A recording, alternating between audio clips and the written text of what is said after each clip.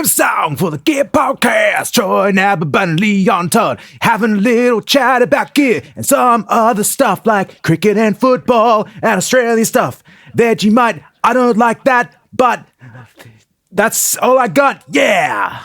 How you going, Uncle Leon? I extrapolated on the theme song a little bit there. That is truly worthy of a Baptized by Fire Kip Winger rap, mate. You've leveled up as 2025 comes to a close. The start of the tires, the wet to your mind, and then lift you behind. The one done, the other one, take you. I can't remember what it is, but yeah, it's good. Anyway, down, till you something. Mm-hmm. Yeah, it's good. What to feel? There's a couple of raps. It's a Poochie moment. Imagine a supercut of Poochie doing the Baptized by Fire rap. That would be good. Man, very good. Anyway, that's two people on Earth would appreciate that. Exactly. We're here to talk about the ongoing Ashes series. How do you feel about the second test, mate? I watched it. It was good, mate. We're just pumping them. Isn't it great? Like I just don't want Australia to be bad. Like, you know, I want. It's like a nice easy win. I'm just watching the cricket being like, we're just good at this. There's no stress, no pressure. Just dominant. It's good. How'd you feel? Know what's so nice? The strategy with the pink ball, where the tail enders just blocked him out for long enough to just mince him under lights. And so, you know, just keep on driving on the up and you can't go wrong. You know what that is? You know what England are? They're a team of guys who say, turn the gain down and crank the mids and you'll have good tone. And they just don't know which gain or which mids, you know. And, you know, Australia are just scooping it. They're scooping, they're boosting. They're fixing it in post. Marnus is there, just, you know, the Eddie Van Halen, like, cigarette in the headstock, you know, it's just like, nah, boys, nah. None of this John Mayer stuff. Yeah, exactly. Exactly. I'll take you to the promised land. David King style. Well, mate, let's just dive straight in. No more faffing about, because we know Christmas is just around the corner. I figured, as everybody would be aware of, the website Reverb.com releases their best sellers every year. Oh, yeah. And what I find interesting is that they break them down into the overall best selling and then the things that were best selling and newly released in 2025. So, yeah, I'm going to just go ahead and say, I want to know what the Normcore gear selection is. Like the Reverb hive mind has decided are the things. Yeah. If you were literally the average guitar player, what amp, pedal, and guitar you would be putting together. Yeah, not like us below average guitar players. Exactly, with our, you know, racks full of synergy and headfirst things. Yep. And all right. Yeah, I'm going to drag this in, mate, because I want to start out with this. This is obviously going to be the thing probably a lot of people will be talking about. So 2025's best-selling amps and modelers. So they've gone ahead and sort of, we could call these tone generation devices, you know, where you have the amplifier and cabinet simulation in there. Mate, take a look at this, and there's obviously some things we should factor in when we talk about this. But look at this top 10 amps and modelers overall for 2025. Number 1, Quad Cortex. Number 2, Helix. Number 3, Catalyst, which is actually an amplifier. Positive Grid Spark 40. I think that's technically an amplifier. Another Helix. And until you get into, I guess, the first true little amplifier is the Orange Micro Dark. Then you got the Fender Mustang combo, Fender Rumble V3, another Positive Grid Spark, like the mini one, and then a Boss Katana. So there are 0 tube amps in there. Surprise, surprise. And you can even go over to the next top 20, Kemper FM3, Fender Tone Master Deluxe Reverb, THR30, AC15. That's the first one, and the DSL. So until you get 15 and 16. Now, this is obviously quite interesting to see, one, that they've grouped them together, and 2, how much of this stuff is so eminently, I guess, flippable. You know, we're looking at a website that's designed for flipping gear. I can't imagine a lot of people immediately go, you know what, I want to buy a 100-watt Marshall and 2 4x12s. I'll go to Reverb. I feel like that's the domain of your Gumtree and your Craigslist and things like that. Facebook Marketplace. Facebook Marketplace, in-person sales. I feel like while this is interesting that, yes, there's so many modelers, all of these things are easy to put in a box and put in the post. Yeah. Yeah. Right. I mean, I guess there's a separate section for pedals, right? Yeah. So this is absolutely. Yeah. And we'll get to those, but interesting seeing the Helix at the top of all of this doesn't surprise me. There's probably the most of them out there, right? Yeah, that's the most readily, because I don't know, you can't walk into a shop and buy a quad Cortex, can you? Maybe you can. You can, yeah. Okay, but that's a different price point. So I like that they've got the Line 6 Helix Leon Todd version in there. Like, well done, selling a couple. Well done to me. Well done to me. And the Fender LT combo, those two together, mate. You just that's tone. I don't know anything about the Mustang really. Is that like a little modeling amp, like their Katana sort of thing? Yeah, basically. I've played a Mustang combo on a mine site before, and it was actually okay. Similar to a Katana, right? Obviously, seeing the Katana in the top 10 isn't surprising. The Positive Grid Spark, that also doesn't surprise me either. That's basically become the de facto like practice amp, right? Yeah, I guess Bluetooth connection. Everyone out there kind of now makes their version of the Spark as well. So it's interesting that maybe 10 years ago, Positive Grid, they did all the bias stuff, and that was, I guess, up there with your Line 6 and Fractal in terms of market saturation. And they just went in a totally different direction, right? I remember having a conversation with someone a couple of years ago about that, where they said, oh yeah, I've ditched all my Fractals and stuff. All I'm using is the Positive Grid bias. And I think if they were running it there was like combining that with something else. Oh, it's the best tone I've ever heard. I don't need anything else anymore. I'm like, okay. Like, yeah, it doesn't, at that point, yeah, like you say, 2016 maybe. Yep. I was thinking like that's a high-end modeling company, and now it's just like, yeah, they do good work. I'm sure it's fine, but it doesn't feel as like it's in the same category as like Neural and stuff. Like that's kind of definitely not. But I guess it's a different price point as well, right? So I guess you sell a shitload more of the cheaper things rather than, probably still a lot of the expensive ones, but different numbers. And to their credit, their marketing is, I always see these things advertised, very Positive Grid, yeah, very attractive price point. Out of these, it's interesting, right? If you had a student you were teaching who's kind of new to the guitar and they wanted to learn how to play music, you'd probably that would be the Spark or the Yamaha THR or the Boss Katana would be the thing to say, yeah, just get it, and twist knobs to where you think it sounds good. It's interesting seeing the Fender Rumble in there. That's a bass combo, right? Yeah, I think so.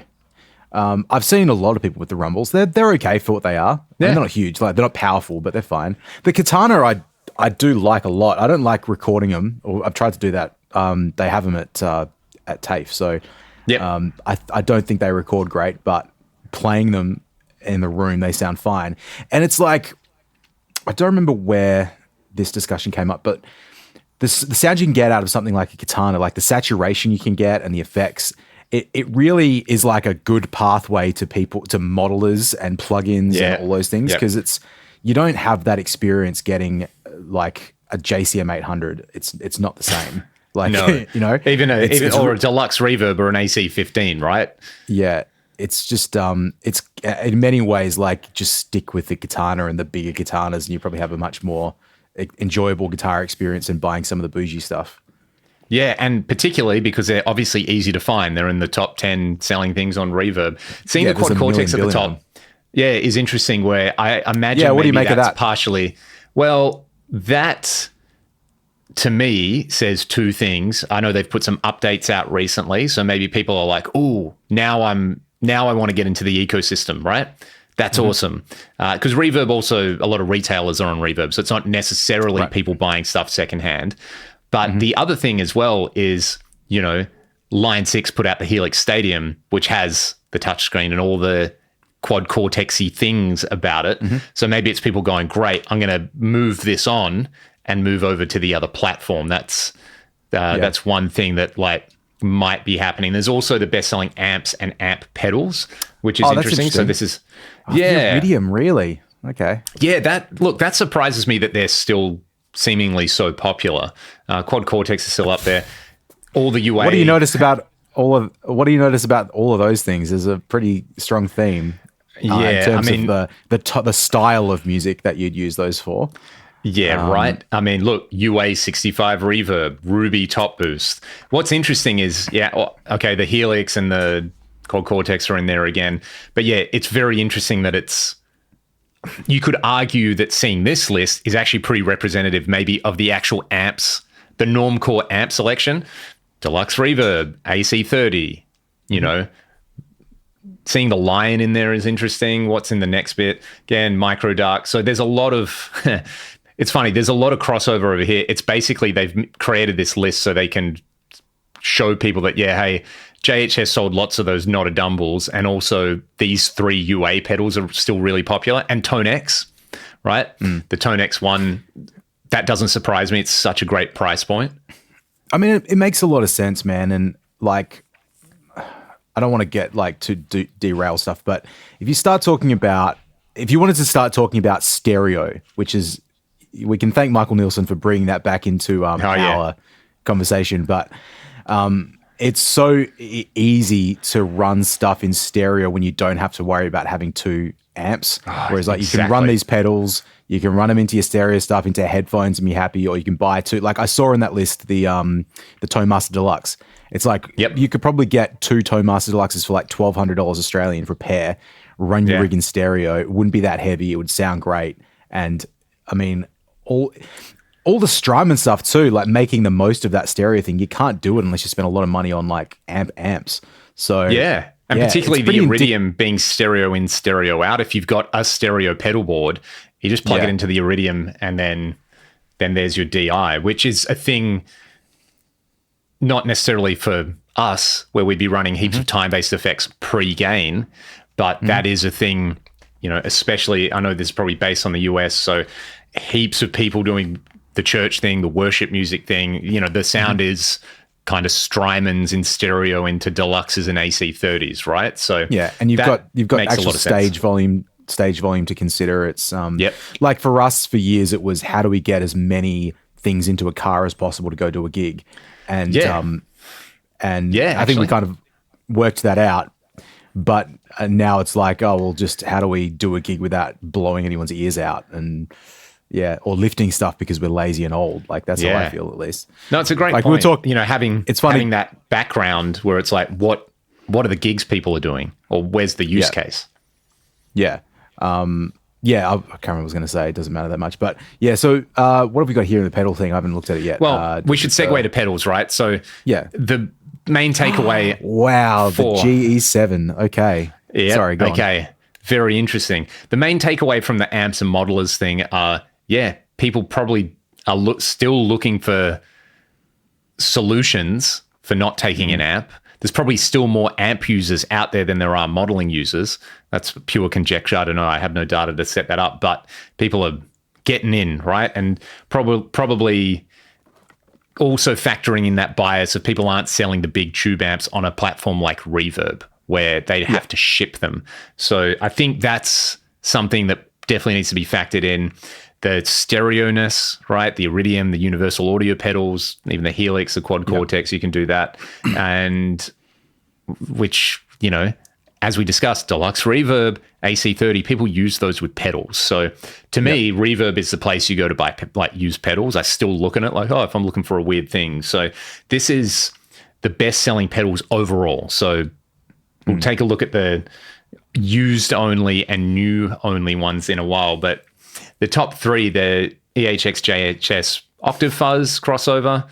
I mean, I feel like Electro Harmonics and JHS are probably going to be represented a lot in this list. So the fact they collaborated straight to the top, mate. But this is where it gets interesting. The top 5. So best selling overall to me is like, number 1's a novelty thing, you know? That's the cool new pedal for this year. But then the next choices, Polytune, GE7, Tone X1, Keeley compressor. I mean, they're kind of utility devices, right? The Tone X1 as an amp replacement. Yep. Your Polytune. I mean, great. Great tuner. Yeah, I've got 2 of those. Everyone should have one. Here you go. How's that? Yeah, there you go.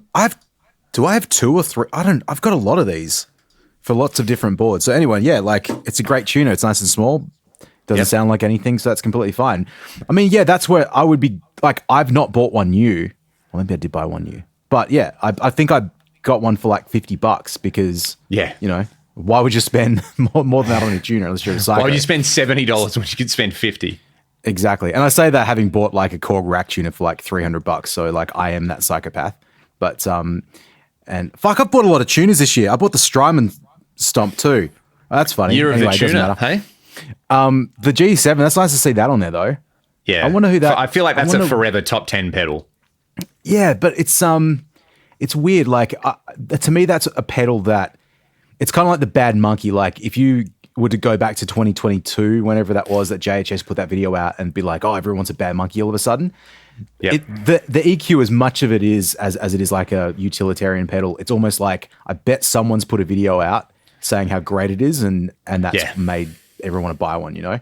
Whereas, the Tonex 1, it's still a new pedal, and it's such a great utility thing too, utility solution. So that makes sense. Interesting that the Keeley compressor's up there though. I don't know that much about that one. I remember buying a Keeley comp in what would it have been, man? I was 19. Early days, right? Started an eBay account back when Uncle Troy got sick of me being like, hey, can I give you cash and you can buy this on eBay because I don't have a credit card? Just quickly for everybody, that's what happened. Leon didn't have an eBay account. I don't think you really had much internet at home. Well, you did, but it was shit. And didn't have a credit card, didn't have any way of paying for something. So it'd be like, oh, I found this cool thing on eBay. So I'm going to get a BBE Sonic Maximizer sent to your house. I'm like, okay. And then it would arrive. I'm like, I got this box. Can I play it? I'm like, yeah, of course. So that was early days of our relationship, 2007. And now look at you, mate. How things have changed.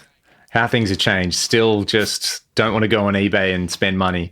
I don't think anyone does that anymore today. Yeah, to be fair, who does? Number 6 is interesting, the Chroma console, which I think came out last year. So, have you got one of those? I don't know. I had a Microcosm, which was cool. Oh, okay.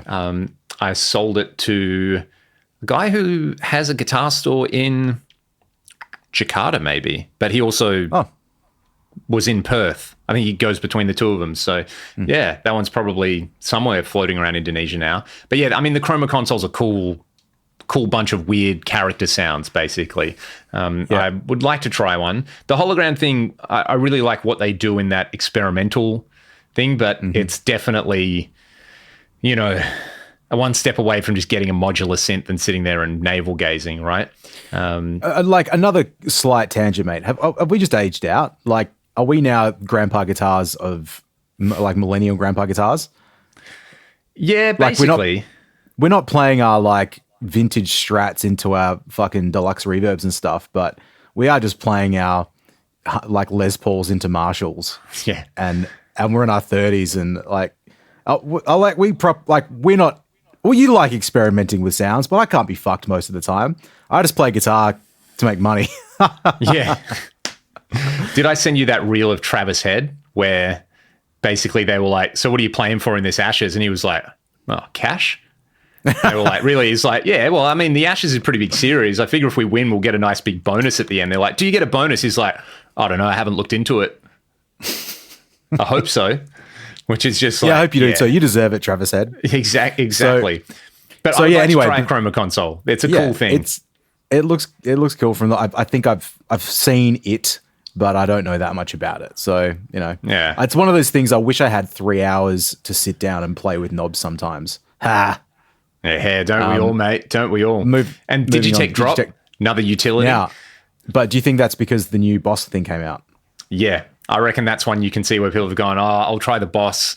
Maybe I'll sell my Digitech. And it'd be interesting, stats brain on, this list would be really interesting having it correlated with if you had a look at the historic price, the historic used price of these things, and whether they are now selling above or below that price, if there's a statistical significance.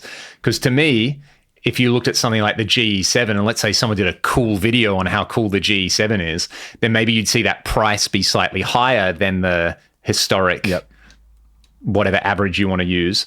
Whereas a Digitech drop, maybe it's lower on there, right? So that like some of these are clearly a reaction to other products coming into the marketplace. Very, very astute, Troy. And then classics. BD2, that's another, you just need an overdrive for a bit more. Great pedal. The GCB 95, like the stock Crybaby, everyone's first wah.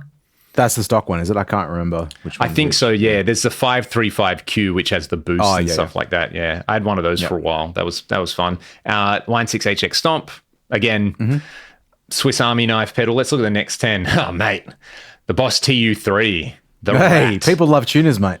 Yeah, exactly. The Greer Lightspeed. I kind of like to get one of those. There's a model in the Fractal now, and it's very good. Like very much up your alley. I think for you get a slightly crunchy amp and you get a bit more. Carbon copy. About that. Is that the first delay on the list? The DS1's still in there. Everybody's first distortion pedal. Yep, mate. Another tuner.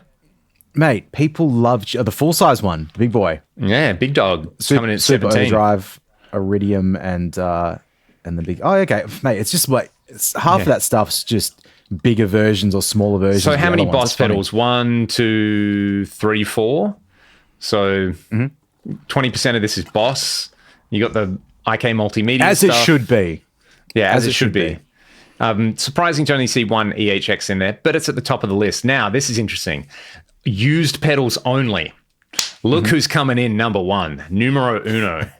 The Swiss Army knife. The HX Stomp. Of course it is. Yep. Carbon copies up there. That's also interesting. The Blues Driver. The Iridium again. DS1. I mean, yeah. Is this a case of I went and bought one new because it's a cool thing to do and I didn't like it that much, so I'll flip it. Interesting seeing the Timeline and the Big Sky in there as probably popular things. Maybe people are consolidating. Is there a new Big Sky? There's like a V2 version of that. There is, yeah, the MX. I've got one. It's pretty awesome. You can do two verbs at the same time and a bunch of stuff, but yeah, it's pretty cool. I mean, same deal. Maybe that's why. Although I guess like the Big Sky is one of those things where like I had Euro one for a little bit actually. Yeah. And I just didn't use it enough which is why I flipped it. But it's a thing. It's like the Timeline, it has I think the presets with the Strymon stuff are such a big part of why people love them because it takes all the effort out of dialing in a reverb. You're like, well, that sounds great. Yeah. And dialing in reverb is hard, man. Like to do the thing that you think it should do with a bunch of blank knobs is, it does help to have a good starting point. Absolutely. So, where are we? There we go. Next G7, 10. Tube Screamer, mate. It's just everything. Noise suppressor, compressor. It's funny, right? Because really, what we're looking at are what categories of pedals are people buying, and then the next best is just like what Boss versions of those pedals are there. It's pretty incredible their market saturation, isn't it? The one that was interesting. I was going to say the other thing too. It's like all of those things are things you find in the Line 6 HX Stomp. The plumes, I think, is in there. Yep. I mean, the tuners, analog delays, all that sort of stuff. Yep. Like, I mean, I've done that too, where I've used a model of it and then gone and bought the real thing because I liked it so much. Exactly. That's very interesting. All right, this is one which I think is like in such stark contrast to the used stuff, right? The new to 2025 pedals, and look at what's coming in number 1. It's the Rockman X100. If you ever wanted confirmation that 80s nostalgia is reaching peak, there it is. That's the best-selling new pedal. But it also didn't hit the new and used top 20 at all. So, yeah, that's interesting. Their bass synth is up there, which I would really like to try. The video they did launching that is awesome. I haven't seen that one. I don't know much about that Not a Dumble, by the way. I don't think I cared enough to watch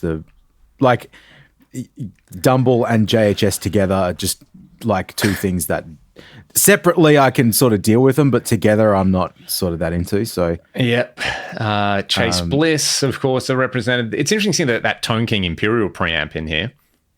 That's kind of very different to the other things. More JHS. So JHS with 3 of the top 10 for new pedals again. But I mean, talk about marketing. Like that channel is. I don't know how many subscribers he's got now, man. But that's a big thing. So good on him. What's in the next? Oh, here we go. Here's some interesting stuff. The Strymon single head Echo, which I forgot they put out. Boss Rotary, Death by Audio Infinity Verb, another Earthquaker devices. EQD and JHS to me are like You know what it is, Troy? JHS make pedals for people who order their coffee with alternative milk. Earthquaker devices are for people who order their coffee black. You know what I mean? Like, it's just just give me like the strongest. They're like the, give me the, like, remember all those coffee brands that are like brutal ass death coffee explosion or whatever. That's the vibe I get, where it's like, no one who plays in drop C uses a JHS pedal versus heaps of people who play in drop C would use Earthquaker stuff. Like, Earthquaker get a bit more of the metal and doom crowd. It's so funny you say that. I've not thought of them as that brand, but you're totally right. Like, I don't think I've really played their stuff before. I've heard good things. Because they do that, what's that dual delay reverb thing? The operator telephone thing? There's the Rainbow Machine, which is a pitch thing, which I'm aware of. Yeah. And they do a lot of stuff. They do some pretty interesting stuff. From what I understand, it's that chip that everyone uses for little digital pedals, and they've just like, I remember somebody telling me who designs pedals, they're like, basically it comes as a pre-packaged little thing and there's software for it, and they've spun it off into a whole line of pedals, which is cool. And they do a bunch of cool analog stuff. So good on them. Bit of Keeley in here, more MXR. So interesting seeing that. This is the most interesting one to me. The IK Multimedia Alex Lifeson Tone X edition. Is that just that's the full size pedal, isn't it? So it's just the pedal with some fancy like graphics on it, probably? Probably some captures and some fancy graphics, yeah. Now look at this, mate. Look at this. This is really all you need to see. All right. The best-selling pedal brands. Yep, look, there they are. Does this surprise anybody? Boss, no. EHX, MXR. Look, I will just say that reputationally, when I think of Boss stuff is just put together so much better than the EHX stuff. Like, I feel like, and the MXR stuff is, anytime I play it, I'm like, man, this is solid. This is really well manufactured. I feel like there's a little bit of plastickiness about some electro-harmonic stuff. Like, you can tell sometimes that maybe it's a little bit cheap.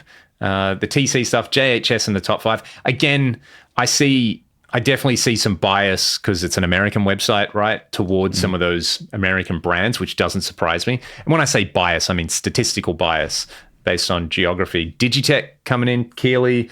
I mean, this is... Nothing about this top 10 surprised me. Outside of the drop, what are Digitech doing pedal-wise at the moment?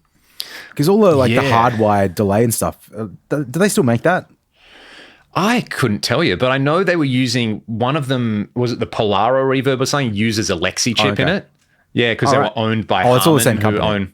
Yeah, but I don't think they are anymore. Right. I don't know who owns them now. Really? Dunlop. I didn't know that. Wow.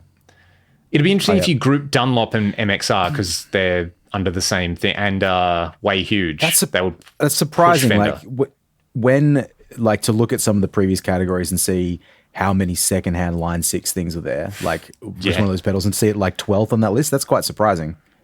Yeah, I mean, that's a very interesting insight about how individual pedals still massively outsell and modeling devices, right?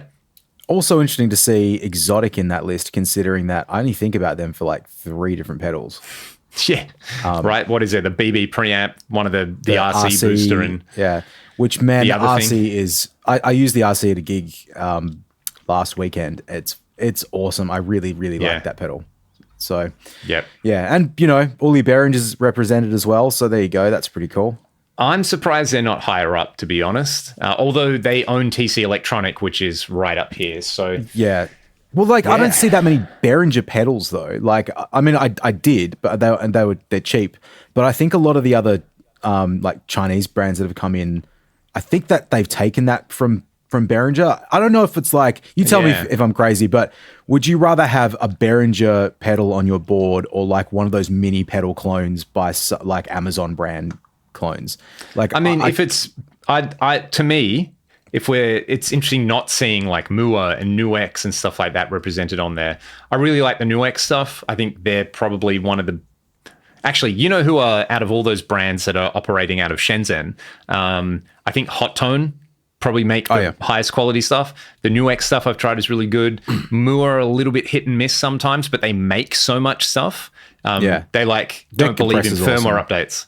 And they make that little comp, and they've got a few absolutely golden things in there. There is also the whole thing of them just stealing Electro Harmonix as IP, but also, that's a region of the world where they're like, IP, come on prosecute us. I guess like the that little compressor, the whatever that thing's called that I have, the little yellow one, the yellow comp. Like that's a really hard, like sturdy pedal. Like you can throw it good. But I always thought the Behringer stuff was really plasticky and cheap, so it doesn't really feel like it's in the same level of quality. Maybe I'm just imagining that. I haven't played a Behringer pedal for a while, so it might have changed in the last couple of years. But anyway. I think there's a few things where they are still in the necessary evil category, I think, for a lot of people. Like, we were saying before we jumped on, we use the Behringer XR18 for a PA mixer, and it actually is unbeatable, like for the price point and for what it does. It's so hard to go past, and a bunch of their PA stuff, right? Yeah, I've got the Behringer Flow, and it's the same. Like, it's great. It like sometimes it freaks out. It actually freaked out at a gig last week, which that reminds me, I should look into that before I go to my gig tonight. But I think the power supply was a bit weird. I think that I need to get a new power supply. But man, I've used that for every gig for 4 years, and it's fine. Like it's products that work. And also Behringer, I don't know, the stink on them you're still feeling it from 30 years ago from the quality side. The intellectual property start stealing, that's a different thing. But it's usually fine.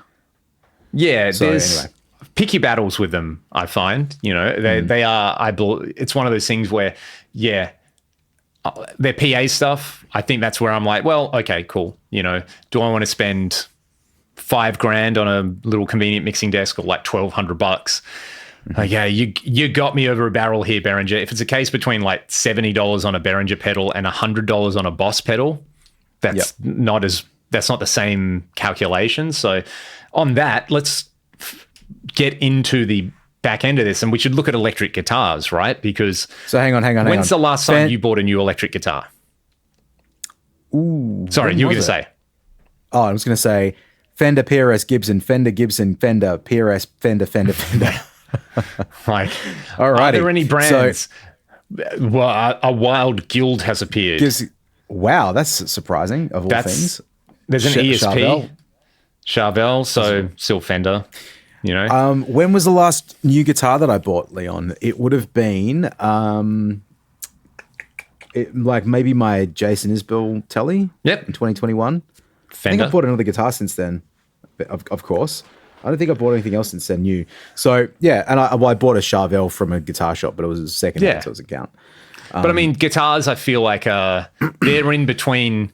I can understand why so many pedals get moved on this online platform. I can understand why so many not big, bulky amps do. Guitars are right in the middle where, easy enough to ship, but not as convenient as a pedal or something. But this is actually quite amazing, as you said, where it's Fender, PRS, Gibson, Fender, Gibson, Fender, PRS, Fender, Fender, Fender.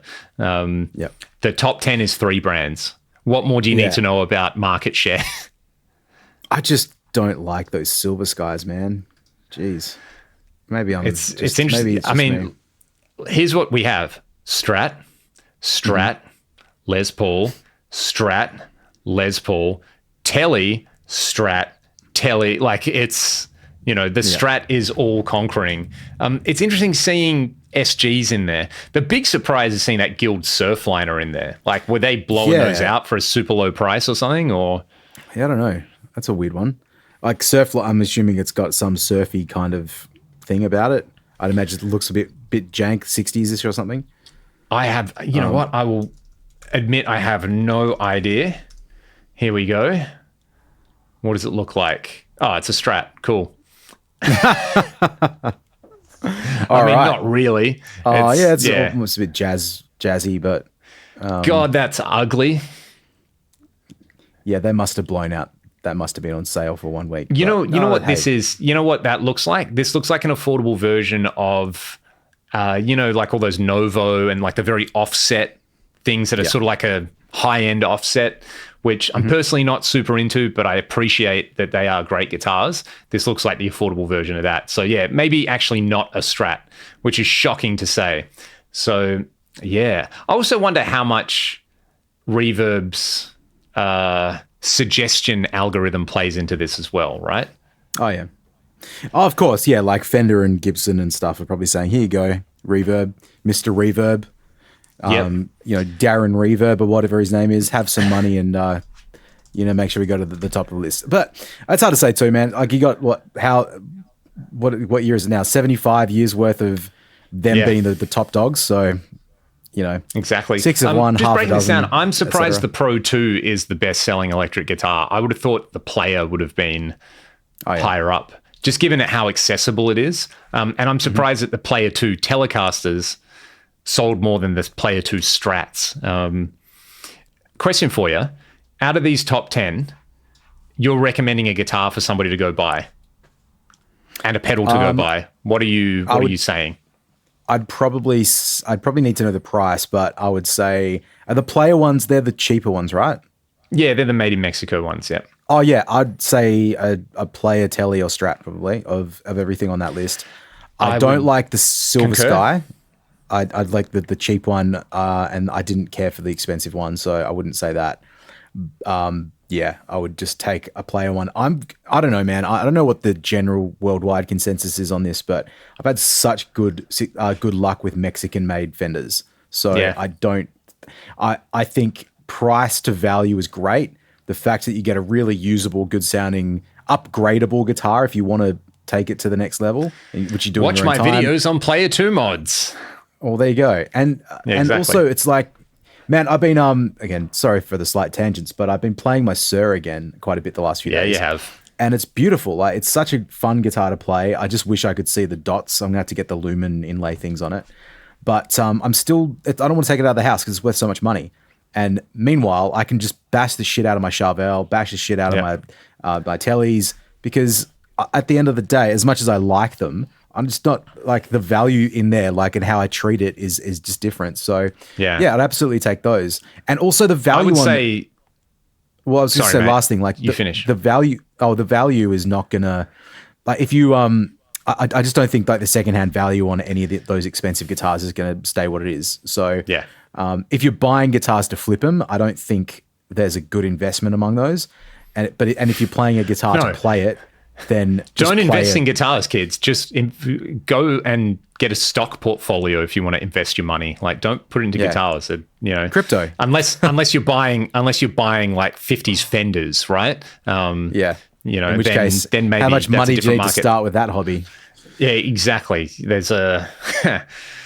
Yes, exactly. Well put. So yeah, Fender Player 2. I would also say if you're like a rock player, the Charvel is a great choice, or the PRS SE DGT. If you're more into your metal stuff, probably, and the ESP would rank up there as well. If you're into like, more just generic sounds like a guitar than any of the Player series, they are really great. The used selection is interesting where, again, American Pro 2 is right up there. So maybe everyone got really excited when I bought them and then flipped them immediately. Again, Les Pauls, it's understandable to me that people flip Les Pauls because everyone thinks they want a Les Paul until they own one. And often people look for the one, so there's a bit of that chasing. And then these are the new to 2025. Again, pretty interesting. This is Epiphone Back to the Future. Yeah, okay. I didn't even realize that had come out, so shows how relevant my opinion is. There's Fender Standard Tele, PRS SENF 53, the Tele style one. Did you play one of those when I had one here? No, that's the cheaper. The SE one. No, I didn't play that one. It's good. Big neck. Yeah, I would like to have tried it. I think I tried the real one, the bigger brother one, and it was okay. It wasn't It wasn't my thing for the price. Put it that way. Look at what has snuck into the top 10. We finally have something that's not a bit of an Ibanez. I thought Ibanez would be way higher in terms of sales volume. They're definitely, in my mind anyway.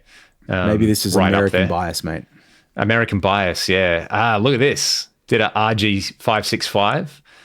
Bit of Jackson. Again, more Ibanez. So, yeah, seeing more Ibanez in the newer stuff. Maybe people just buy their Ibanez and keep them.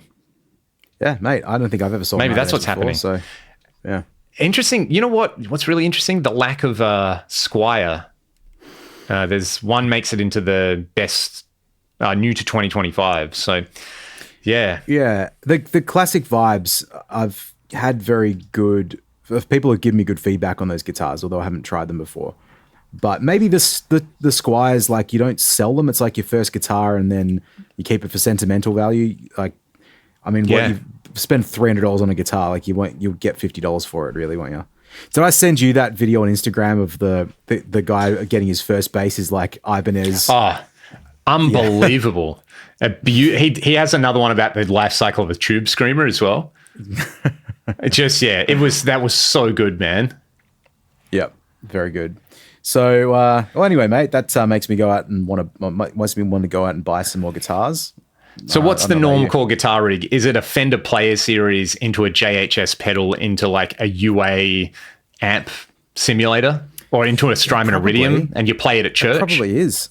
Yeah, is that it? Is that what people do now? I'm gonna go and do a gig tonight with a Isbell Telecaster and a Synergy rig, so that's pretty cool. Where are you playing? You know, mate, got a gig at your home at Optus Stadium. Do you? Yeah, just what you doing there? Corporate. No, mate, just a corporate in one of the bars. So it is corporate o'clock in Perth at the moment, isn't it?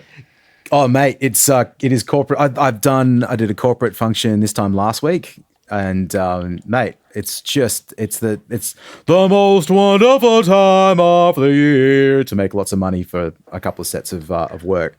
But mate, like, so I don't want to rant too much about this, but like the gig I'm doing tonight, I had to do that induction. You know, induction. Yeah, you love an induction, don't you? Oh, I love an induction. I love knowing that I have to spend 45 minutes of reading through elaborate documentation so that I know when I go to my gig how to deal with hazardous chemicals. But I know now, it's just when that comes up, I know exactly what to do. So I love how all those inductions are like, hey, we need to tell you what common human decency is. And also, if there's a nuclear attack, this is what you should do. It's the two extremes, you know? It's like things everyone should know, but clearly don't. And then like things that will, like the statistical probability is so low, but we're going to make you sit there for 45 minutes about how not to slip on arsenic or something. Yep. But anyway, that's fine. I've only got a few big gigs left for the year, and then it's holiday time, so that'll be nice. And yeah. Well, we reckon we'll do one more of these before Christmas time? We should. We should do a Christmas episode, shouldn't we? We'll get to... Oh, we should do it in person. Maybe you want to come to the studio one day? Yeah, let's do it. We'll do it and we'll... what can we do?